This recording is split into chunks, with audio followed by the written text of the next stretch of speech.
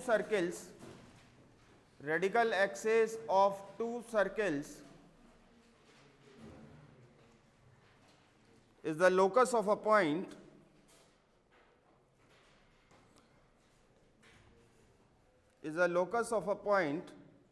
which moves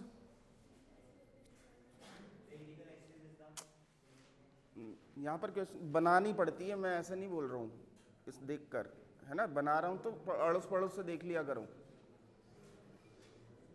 क्या लिखवाया है आगे। Locus of a point which moves such that the length of the tangent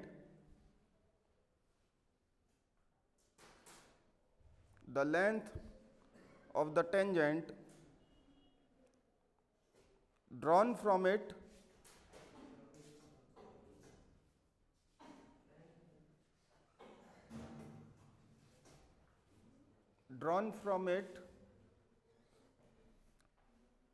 to the two circles,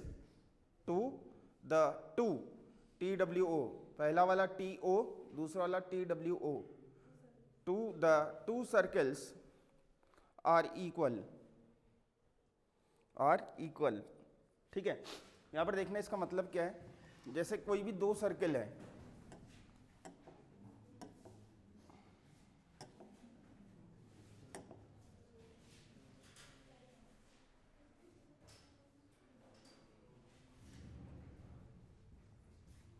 एक circle ये रहा,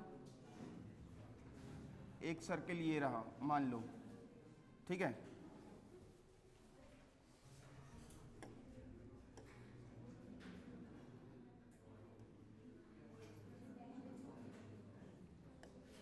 हो क्या रहा है, ये क्या हुआ,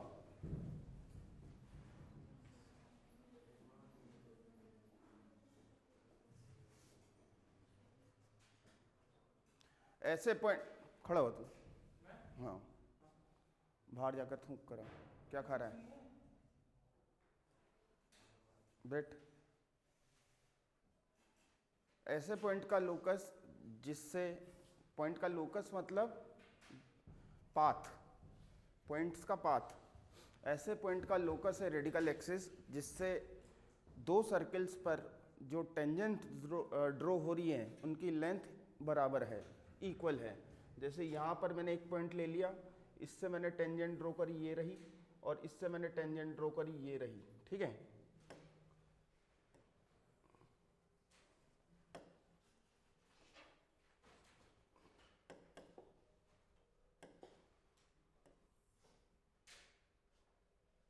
समझ जाना।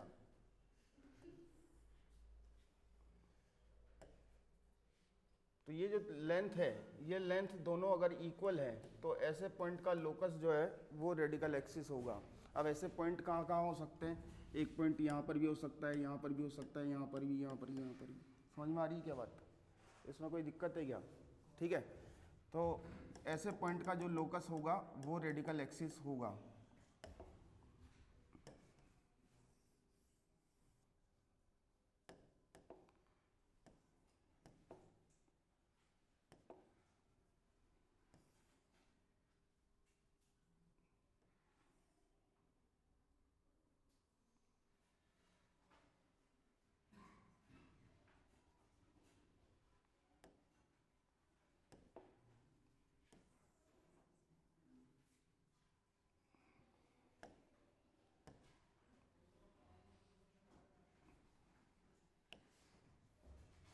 ये जितने भी आपको पॉइंट नज़र आ रहे हैं ये सारे के सारे रेडिकल एक्सिस के पॉइंट हैं। यानी रेडिकल एक्सिस एक स्ट्रेट लाइन होगी, यानी यहाँ से अगर मैं ड्रॉ करूँ तो भी टेंजेंट इक्वल, यहाँ से ड्रॉ करें तो भी टेंजेंट इक्वल, यहाँ से ड्रॉ करें तो भी टेंजेंट इक्वल। ये सारी की सारी टेंजेंट जो होंगी, ये सारी की सारी जो टेंजेंट्स की लेंथ होगी वो इक्वल होगी। ऐसा नहीं है कि यहाँ से टेंजेंट जो ड्रॉ होगी, मान लो यहाँ से जो टेंजेंट ड्रॉ हो रही है उसकी लेंथ और इसकी लेंथ बराबर है, नहीं, इन दोनों की लेंथ बराबर है, इन दोनों की लेंथ बराबर नहीं है। समझ में आ गई क्या बात, क्या हो गया, अरे क्या क्या हो गया?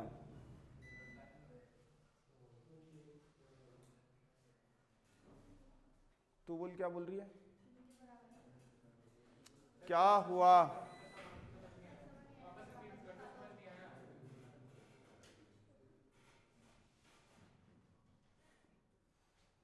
वापस सुनना।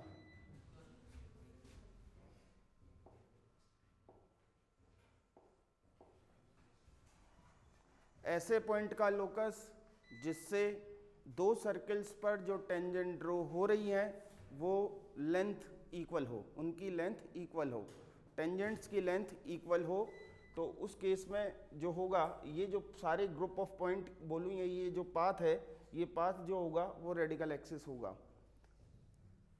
समझ में आएगी? ठीक है, यानी यहाँ से अगर मैंने टेंजेंट ड्रॉ करी तो ये टेंजेंट बराबर, ये टेंजेंट बराबर, इसी तरीके से यहाँ से ड्रॉ करी तो ये टेंजेंट इस टेंजेंट के बराबर। ऐसा नहीं है, मैं ऐसा बता रहा था कि ऐसा नहीं है कि यहाँ से मैंने टेंजेंट ड्रॉ करी मान लो ऐसी, तो ये दोनों टेंजेंट इक्वल हैं, लेकिन ये टेंजेंट जो इसकी लेंथ है, टेंजेंट की जो लेंथ है वो इस लेंथ के बराबर है, ऐसा नहीं है। ठीक है, अब यहां पर देखना, मान लो इसकी जो सर्किल की इक्वेशन है, इसका सेंटर मैंने C1 ले लिया, इसका सेंटर मैंने C2 ले लिया, और एक सर्किल की इक्वेशन मैंने S1 बोल दी, S बोल देते हैं, और उसको मैंने लिख दिया x square plus Y square plus 2gx1 2g1x plus 2f1y plus C1 equal to 0। यहाँ से C1 हटाओ, और दूसरा सर्किल मैंने बोल दिया S डैश, किसी को जाना है कि इधर कॉर्नर से बाहर, plus 2g2x plus 2f2y plus C2 equal to 0। ये दो सर्कल्स हैं। अब दो सर्किल की मुझे क्या निकालनी है? यहाँ पर रेडिकल एक्सिस क्या होगी? रेडिकल एक्सिस एक स्ट्रेट लाइन होगी जिसकी इक्वेशन होगी s minus S dash,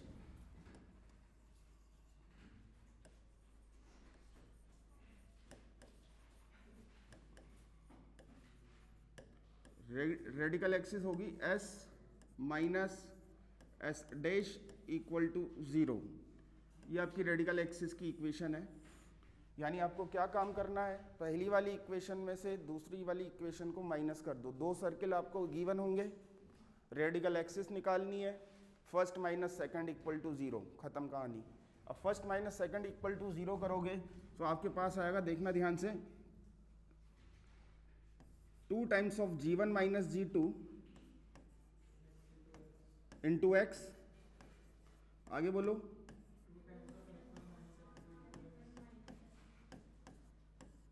into Y plus C1 minus C2 equal to 0। ये आपके पास रेडिकल एक्सिस की इक्वेशन आएगी। कोई दिक्कत है? बस कहानी खत्म। हाँ, जब रेडिकल ये दोनों सर्किल इंटरसेक्ट कर जाएंगे तो कॉमन कोड बन जाएगी। और क्या, कॉमन कोड भी एक रेडिकल एक्सिस ही है।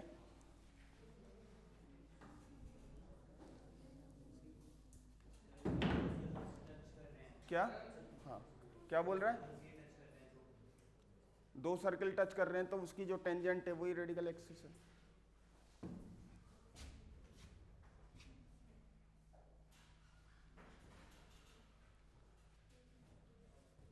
जल्दी करो।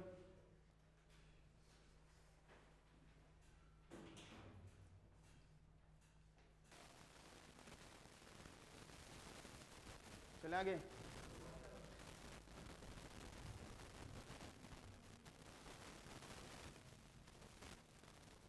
प्रेरणा गुप्ता, क्या नाम तेरा? बात क्यों कर रही है? हो गया?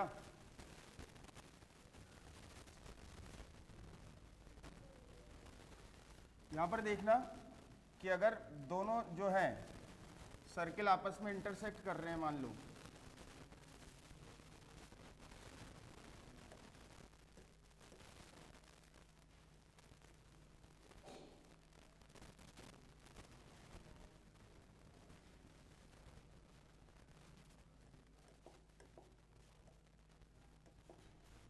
तो रेडिकल एक्सिस जो होगी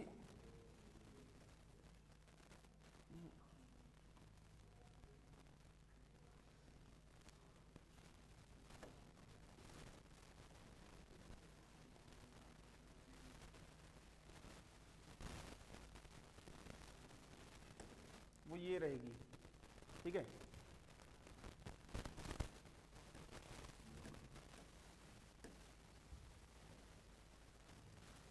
दो सर्किल अगर टच करेंगे, ये सेकंड पॉइंट डाल के लिख लेना यहाँ पर,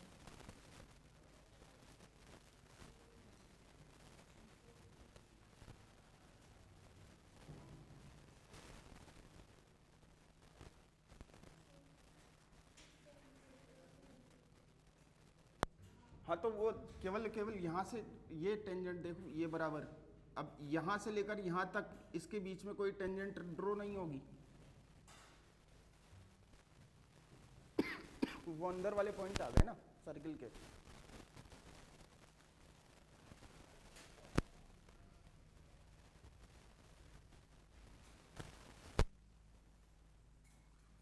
प्रॉपर्टीज लिखना,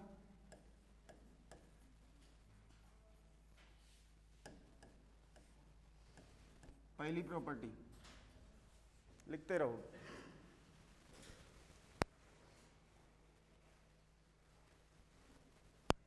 the radical axis of two circles, the radical axis of two circles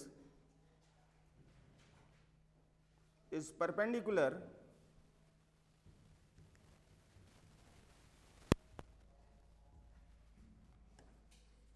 radical axis of two circles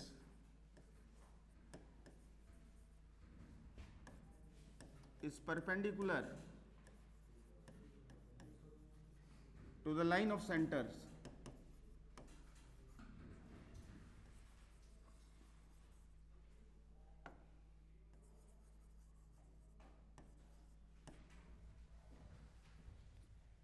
Point number second, to the line of centers मतलब जैसे यहाँ पर ये पॉइंट है, ये जो पॉइंट लाइन ऑफ सेंटर होगा इसके परपेंडिकुलर होगी रेडिकल एक्सिस, ठीक है। मिला लेना चाहेंगे यहाँ पर भी। तीसरा पॉइंट लिख लेना, दूसरा पॉइंट लिखो।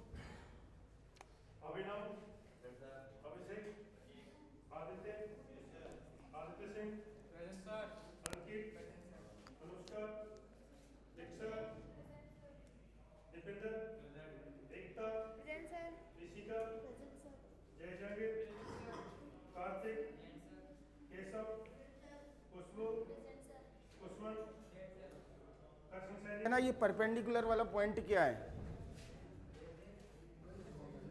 अरे क्या हो रहा है ये? मैं बोल रहा हूँ लाइन ऑफ सेंटर्स मतलब सेंटर्स को ज्वाइन करने वाली जो लाइन है, ये और ये रेडिकल एक्सिस जो है आपस में परपेंडिकुलर है, मैं ऐसा बोल रहा हूँ, ठीक है ना।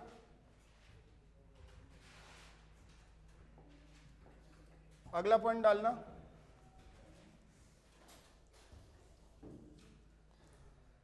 radical axis of three circles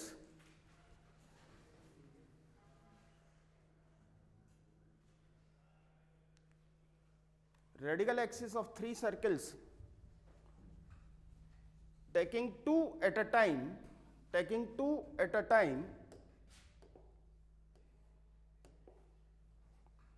are concurrent.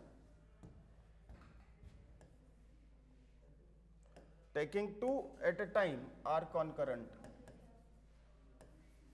Radical axis of three circles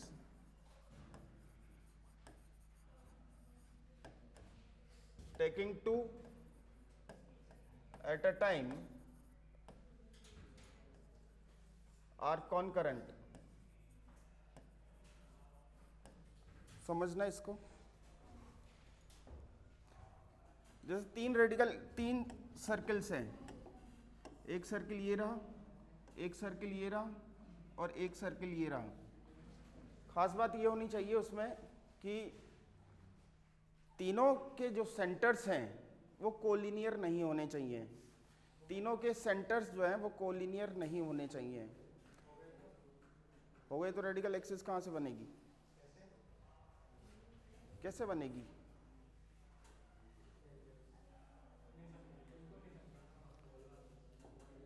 एक काम करो, रेडिकल सेंटर पढ़ो, उसके बाद समझना फिर इस चीज को। अभी केवल इतना सा लिख लो। कॉन्करेंट का मतलब समझाओ इसको कोई। पूरी स्ट्रेट लाइन पढ़ ली, पॉइंट पढ़ लिया, कॉन्करेंट पर पूछ रहा है। अगला पॉइंट लिखेंगे, the radical axis of to circles, the radical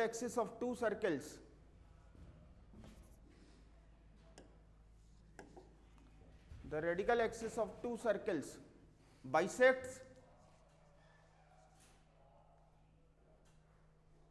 their common tangent.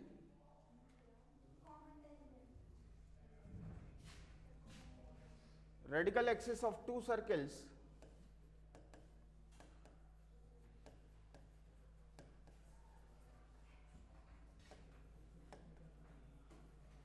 bisect their common tangent. ठीक है।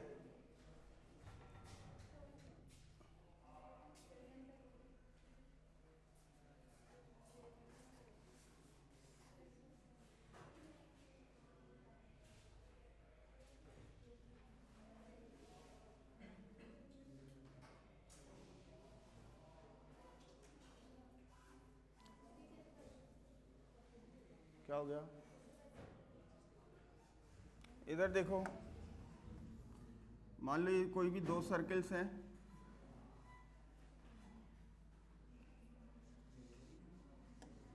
इसकी कॉमन टेंजेंट ये रही मान लो, तो रेडिकल एक्सिस उसको बाइसेक्ट करती है, मतलब ये दोनों बराबर है।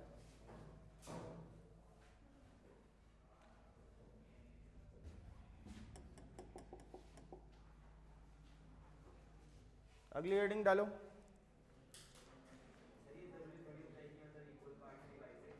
बाइसेक्ट का मतलब ही इक्वल पार्ट होता है, बाइसेक्ट, ट्राइसेक्ट।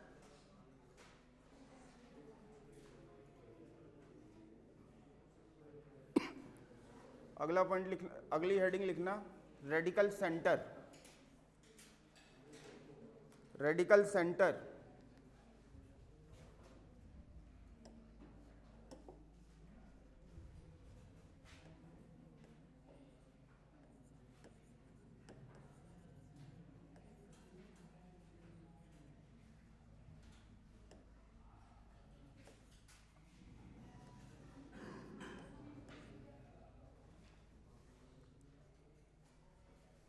इसमें लिखो, इधर देखो, एक बार में समझना। एक सर्किल ये रहा, एक सर्किल ये रहा और एक सर्किल ये रहा। तीनों जो है नॉन कोलिनियर है।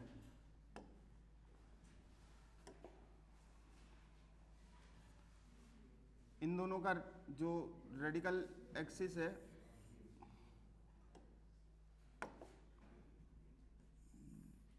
वो यहाँ कहीं होगा, ऐसे समझ लो, ये रहा।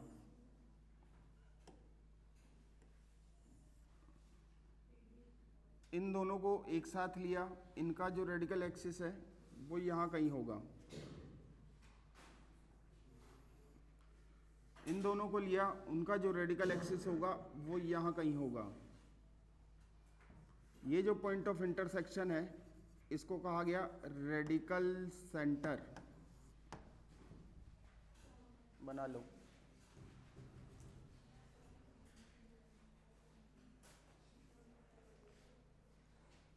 तितिक्षा सेनी, बेटा बात क्यों कर रही है उससे? अभी तेरा नंबर लेना है मुझे, रुक, तेरा ही नंबर आएगा अभी। करके लाइए डीपीपी।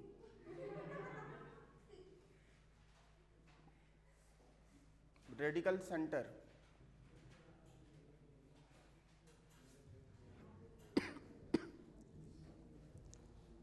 कैसे सॉल्व करेंगे, रेडिकल सेंटर कैसे निकालेंगे, तो उसके लिए लिख लेना तीनों इक्वेशन को सॉल्व करके,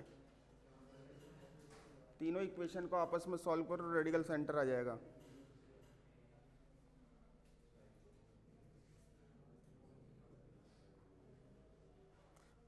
लिख लो, पॉइंट लिख लो। कोऑर्डिनेट,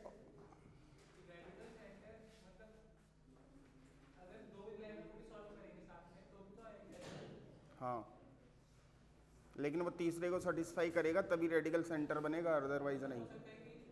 नहीं, ऐसा नहीं हो सकता कि है ना तीनों जो है वो कॉन्करेंट ना हो।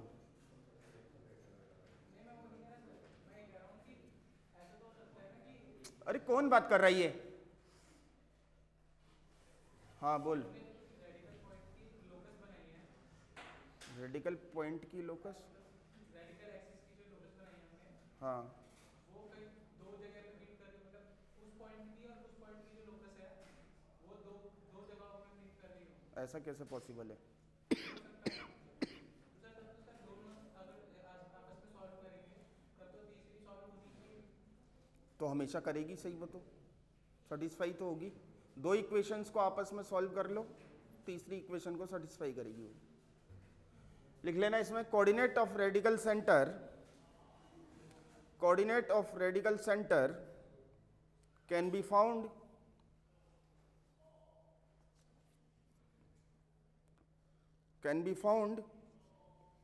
by solving the equations by solving the equations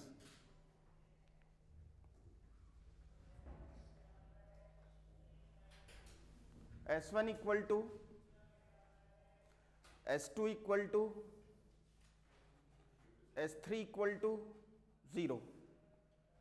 मतलब अगर इसकी इक्वेशन S1 है, S1 इक्वल टू 0 है, ये मान लो, ये S2 इक्वल टू 0 है और ये S3 इक्वल टू 0 है, ये तीन सर्कल्स हैं, तो तीनों सर्कल्स को आपस में सॉल्व करो, यानी S1 minus S2 radical axis देगा, S2 minus S3 radical axis देगा, उन दोनों इक्वेशंस को सॉल्व करो तो रेडिकल सेंटर आ जाएगा। ठीक है, क्वेश्चन लिख लो।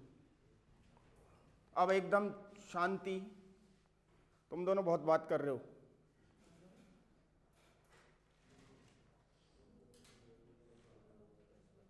ये अभी भी बोल रहा है। Find the radical centre of the three circles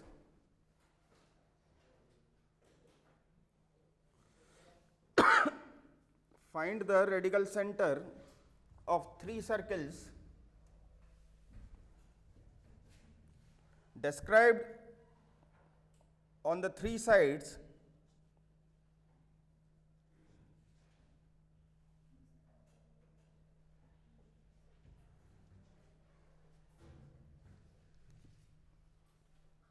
काटो।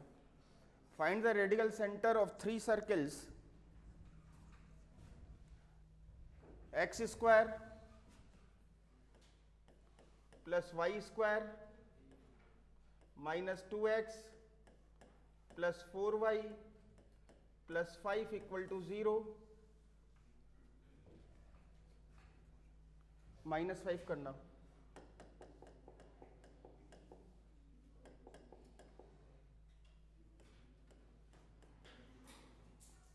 दूसरा लिखो X square plus Y square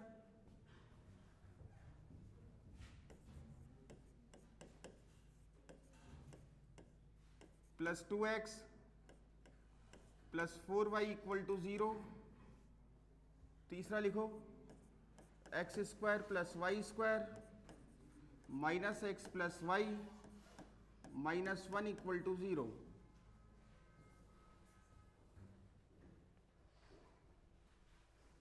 जल्दी निकालो।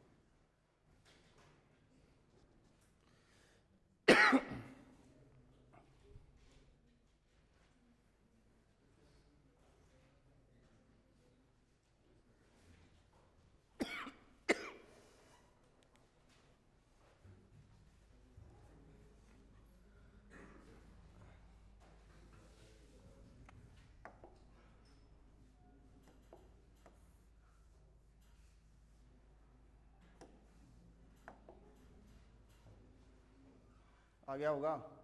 दोनों को सॉल्व कर लो, पहले दूसरे को, रेडिकल एक्सिस आई, ठीक है ना, फिर दूसरे तीसरे को सॉल्व कर लो, रेडिकल एक्सिस आई, या पहले तीसरे को, जो भी आपकी इच्छा हो। दो लाइंस की इक्वेशन आपके पास आएगी, रेडिकल एक्सिस होंगी, दोनों को आपस में सॉल्व करके एक्स और वाई की वैल्यू निकाल लो।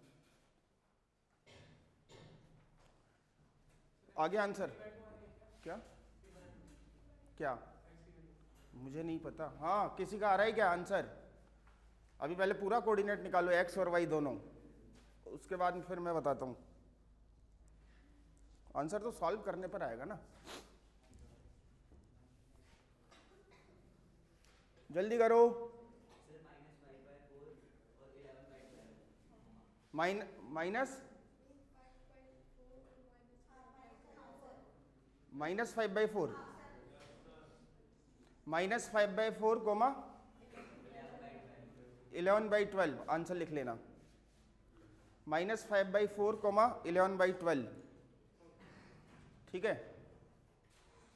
दोनों को आपस में सॉल्व करो, आंसर आएगा। दोनों इक्वेशंस को आपस में सॉल्व करो, पहली दूसरी को सॉल्व कर लो, पहली माइनस दूसरी कर दो, दूसरी सीधा बेट, दूसरी माइनस तीसरी कर दो, फिर जो दो इक्वेशंस आपके पास आई है लाइन की, उनको आपस में सॉल्व करके एक्स और वाई की वैल्यू निकाल लो। एक्स की वैल्यू आएगी -5/4, वाई की वैल्यू आएगी 11/4, ठीक है, 11/12, ओके। अब एकदम शांत रहना, एक पेज छोड़ दो, ठीक है। अब अगले चैप्टर की हेडिंग डालो, parabola.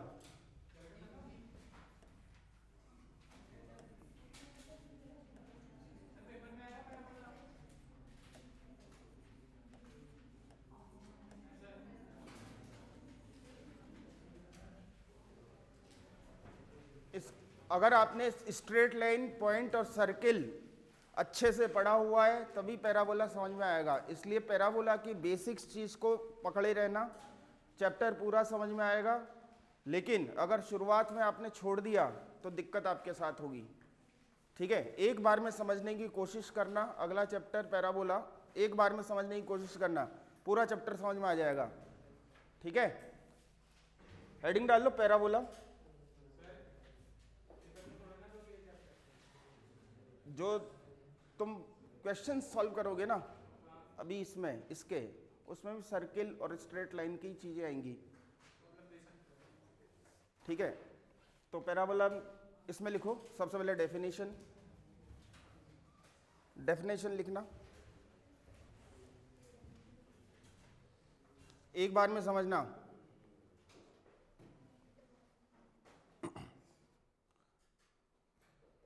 A parabola is the locus. A parabola is the locus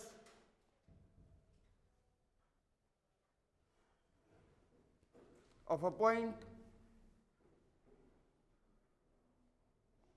in a plane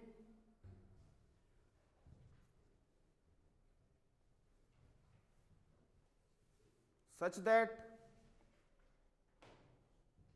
its distance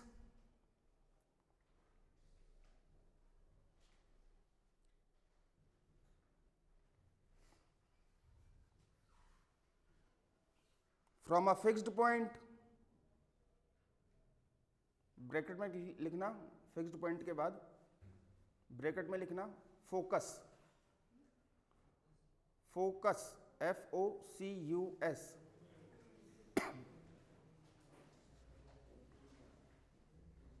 is equal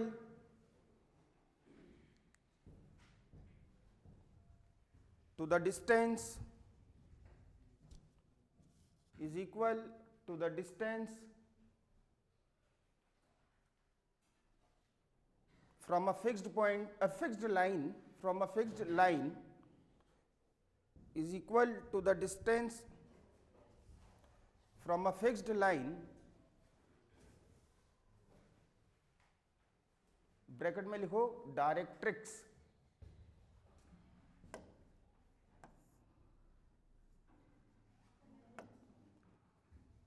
देखो पैराबोला जो है वो कुछ इस तरीके से होता है, ये आपने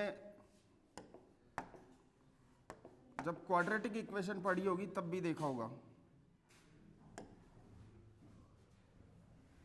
ऐसे पॉइंट का लोकस है, ये ऐसे पॉइंट का लोकस है जिसकी एक फिक्स्ड पॉइंट से जो डिस्टेंस है, ये डिस्टेंस, और एक फिक्स्ड लाइन से जो डिस्टेंस है, ये डिस्टेंस, ये दोनों डिस्टेंस बराबर होंगी। जो फिक्स्ड पॉइंट होगा उसको मैंने S बोला, और यहाँ पर जो S है केवल S ही बोलते हैं, इसको कहा गया फोकस, या केवल फोकस ही लिख लो।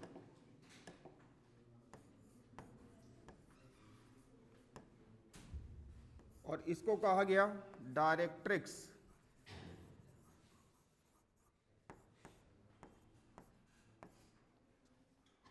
स्पेलिंग सही लिख लेना। डायरेक्ट्रिक्स, फिक्स्ड लाइन डायरेक्ट्रिक्स है, फिक्स्ड पॉइंट आपका फोकस है, और ऐसे पॉइंट का लोकस ये पैराबोला होता है जिसकी फिक्स्ड पॉइंट और फिक्स्ड लाइन से जो डिस्टेंस है वो दोनों डिस्टेंस बराबर हों। समझ में आ गई क्या बात? ऐसे पॉइंट का लोकस, जैसे यहां से ली, ये वाला पॉइंट लिया मैंने पैराबोला का, तो ये वाली डिस्टेंस और ये वाली डिस्टेंस बराबर। समझ में आ गई बात? जैसे यहां पर लिया, ये वाली डिस्टेंस और ये वाली डिस्टेंस बराबर, ठीक है। तो ऐसे पॉइंट का लोकस जिसकी फिक्स्ड पॉइंट और फिक्स्ड लाइन से जो डिस्टेंस है वो इक्वल हो, ठीक है। अब अगर मैंने इसको P बोल दिया, P पॉइंट मैंने बोल दिया, मान लो इसको S बोल दिया, ठीक है,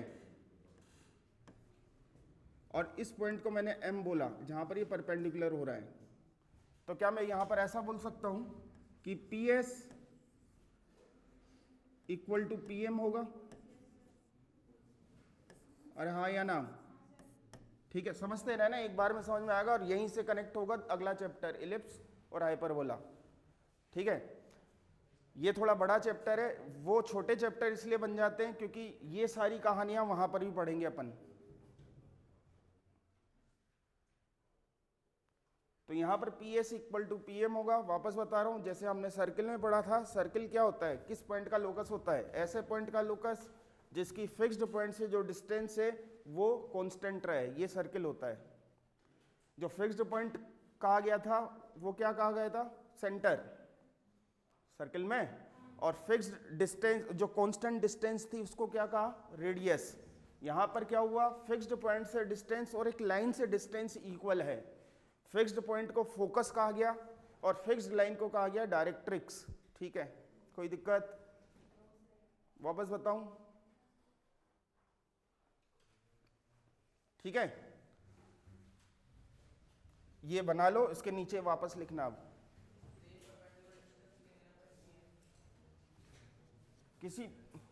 किसी पॉइंट से किसी लाइन की जो डिस्टेंस होगी वो डिस्टेंस हमेशा परपेंडिकुलर ही तो लेते हैं।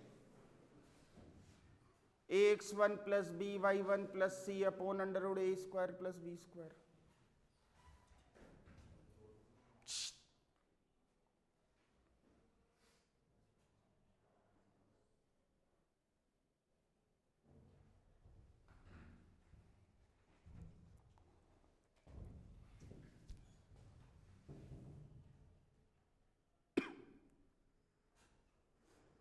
ठीक बात, चले आगे।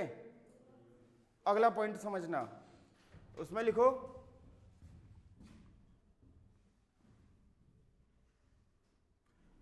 The ratio.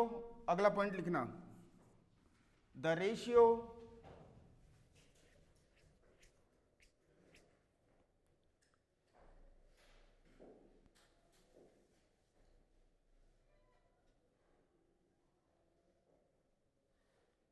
PS upon PM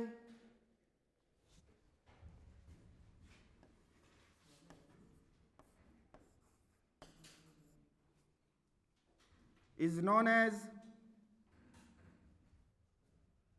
as eccentricity, denoted by क्या तितिक्षा बेटा आने वाला हूं वहीं पर मैं। Is known as eccentricity, eccentricity की स्पेलिंग लिख रहा हूं, ध्यान से लिखना।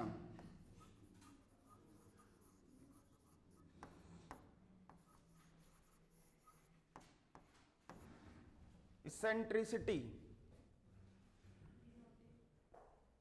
ठीक है, इसेंट्रिसिटी लिखना, ठीक है। नीचे लिख लो P S upon P M equal to E. अच्छा, डिनोटेड बाई, मैंने ये लिखा है क्या? Denoted by small E. हाँ,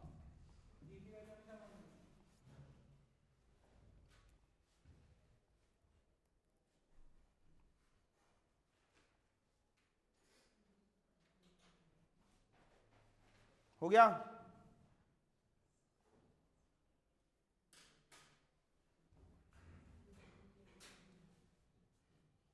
नीचे वाली लाइन में लिखना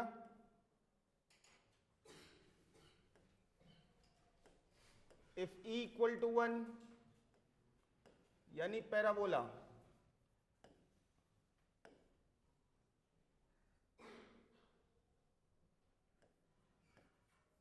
इफ ई लेस देन 1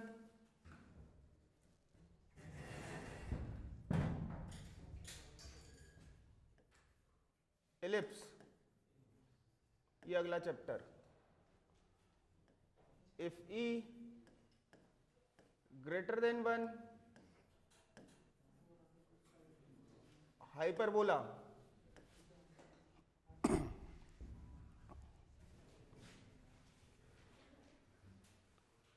ठीक है। मैंने रेशियो की कहानी लिखवा दी ना।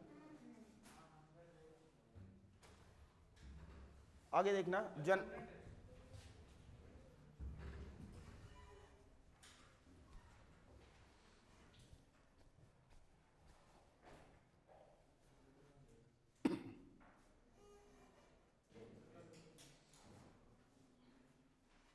हो गया।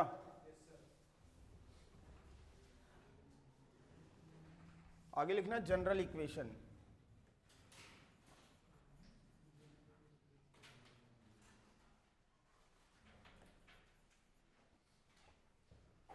जनरल की स्पेलिंग सही थी क्या?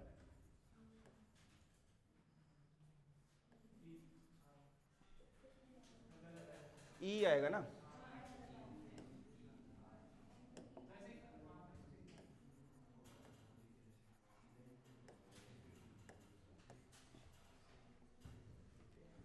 General equation.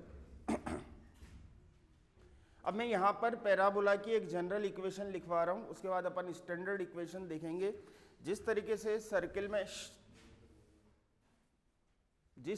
सर्किल में हमने देखा कि सबसे पहले जनरल इक्वेशन देखी X square plus Y square plus 2gx plus 2fy plus c बराबर 0। उससे बातें मत कर। उसके बाद मैंने सेंटर रेडियस फॉर्म देखी, डायमेट्रिक फॉर्म देखी, एक स्टैंडर्ड इक्वेशन भी देखी X square plus Y square equal to A square, ठीक है। यहाँ पर भी एक जनरल इक्वेशन देखेंगे, लेकिन काम हमारा जो रहेगा सिर्फ और सिर्फ किससे रहेगा? स्टैंडर्ड इक्वेशन से अभी के लिए, ठीक है। तो जनरल इक्वेशन जैसा कि मैंने यहाँ पर बताया आपको कि एक डायरेक्ट्रिक्स से जो लेंथ है, परपेंडिकुलर डिस्टेंस है, और एक पॉइंट से जो परपेंडिकुलर डिस्टेंस है वो इक्वल रहेगी, ठीक है, वो इक्वल रहेगी। तो हम यहाँ पर जनरल इक्वेशन के लिए मान लेते हैं, ये लिख लो, उसके नीचे लिखते चलो, let the equation of directrix is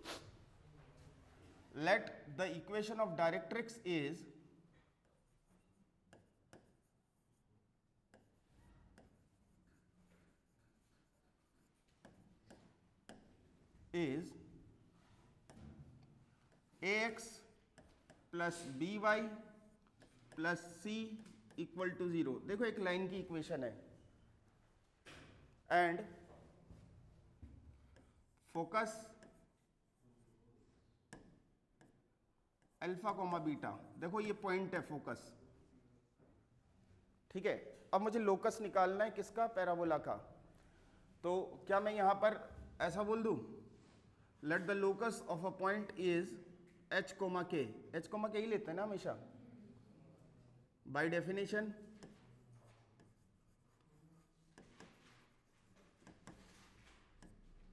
ध्यान से देखना, h, k लोकस ले लिया पॉइंट का। h, k से किसकी डिस्टेंस, फोकस की, यानी दो पॉइंट के बीच की डिस्टेंस, और दो पॉइंट के बीच की डिस्टेंस h माइनस अल्फा का होल स्क्वायर, समझ में आ रही के बाद, प्लस k माइनस बीटा का whole square is equal to, अब देखो इसका अंडर रूट आता है ना इसका अंडर रूट दोनों तरफ जो है मैंने स्क्वायरिंग करी, ठीक है, दोनों तरफ स्क्वायरिंग करी, और स्क्वायरिंग करने के बाद यहां पर तो हो गया इसका स्क्वायर, ये देखो जो भी आएगा, खड़ो डिब्बे में क्या आएगा ब्रैकेट में,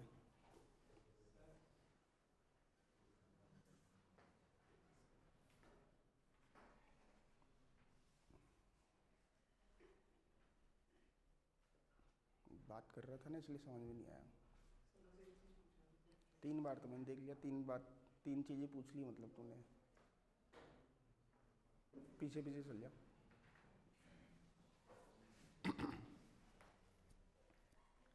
गोलू तू भी बात कर रहा था ना, तेरे से पूछूं।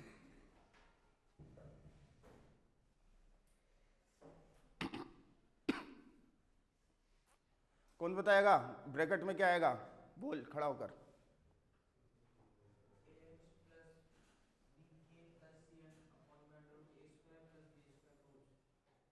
सही बोल रहा है क्या,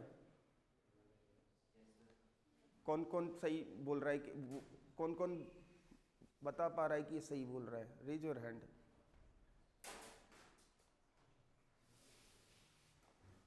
ठीक है बैठो।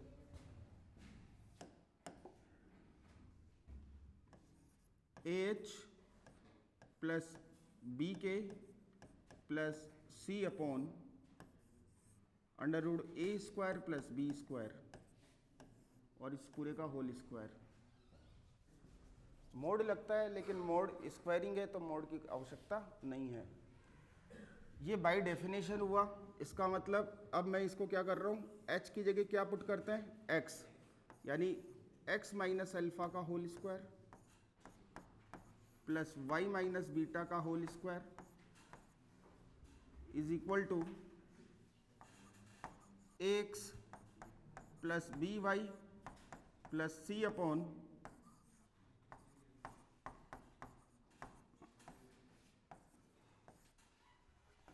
ये जनरल इक्वेशन है किसकी, पैराबोला की। इसको थोड़ा सा इस तरफ शिफ्ट करेंगे, स्क्वायर वगैरह हटाएंगे तो एक जनरल इक्वेशन आएगी। वो जनरल इक्वेशन होगी ax square plus 2hxy plus by square plus 2gx plus 2fy plus c equal to 0 की फॉर्म में, जो कि general equation of the curve रहेगी। ठीक है, वहाँ पर h स्क्वायर इक्वल टू अगर ए बी आ जाता है तो उस केस में ये पैराबोला बनता है। ये मैं लिखवा चुका हूँ पहले, लिख लो।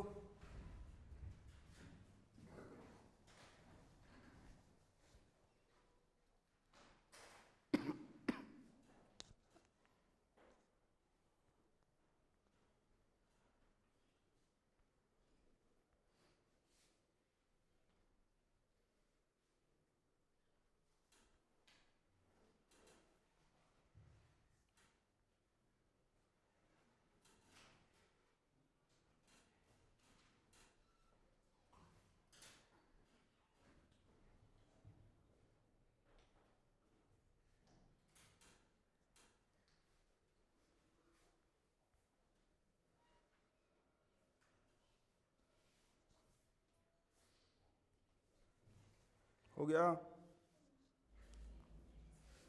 बोल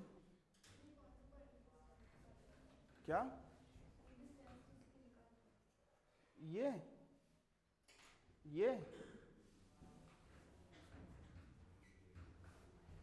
P और S की, P पॉइंट लोकस है, H कोमा के, S point alpha comma beta मैंने मान रखा है।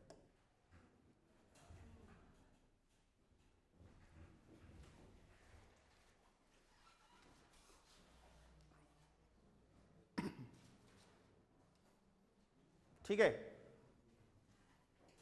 आगे की कहानी सुनो, अब ध्यान देना।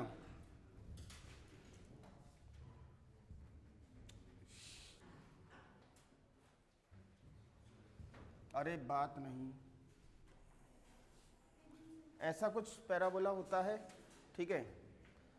यहां पर रहेगा आपका पास फोकस,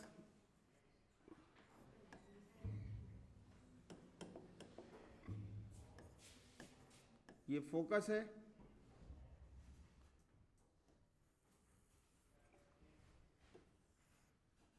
ये डायरेक्ट्रिक्स है,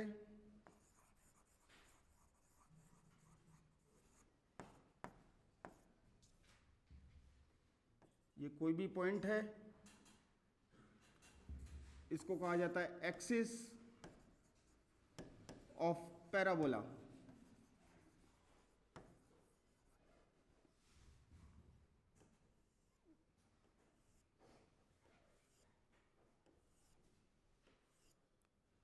ये जितनी भी हैं,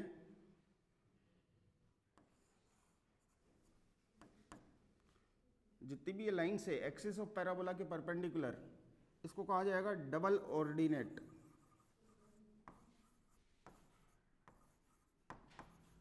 एक बार में समझना, चीजें अब थोड़ी थोड़ी थोड़ी थोड़ी वैसे निकलती जाएंगी। एक ऐसी डबल ऑर्डिनेट जो फोकस से होकर पास हो, इसको कहा जाता है लेटस रेक्टम।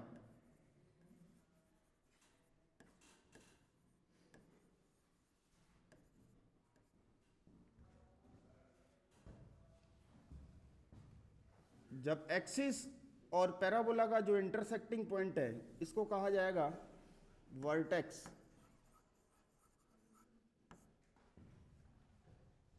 ठीक है,